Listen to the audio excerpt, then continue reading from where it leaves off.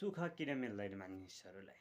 भगवान् श्रीकृष्ण मानिसलाई सुख किन मिल्दैन भन्ने विषयमा गीतामा भन्नुहुन्छ, नास्ति बुद्धिरयुक्तस्य न च युक्तस्य भावना न च भावयतः शान्ति रशान्तस्य कुतः सुखम। अर्थात् मन र इन्द्रियहरूलाई लगाम लगाउन नसक्ने मानिस कुनै पनि कुराको निर्णय लिन सक्दैन। जसले मन र इन्द्रियहरूलाई लगाव आफ्नो कन्ट्रोलमा गर्न सक्दैन, त्यसले कुनै पनि किसिमको निर्णयहरू लिन सक्दैन।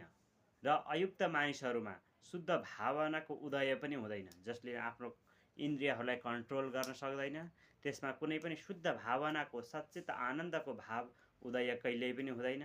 जब भावहीन मानिस रहन्छ, जब चाहिँ भावना नै अशुद्ध छ भने त्यसले कसरी सुख पाउँछ? त्यसले कदापि शान्ति मिल्दैन। जब शान्ति मिल्दैन र शान्ति बिना सुख कदापि सम्भव छैन।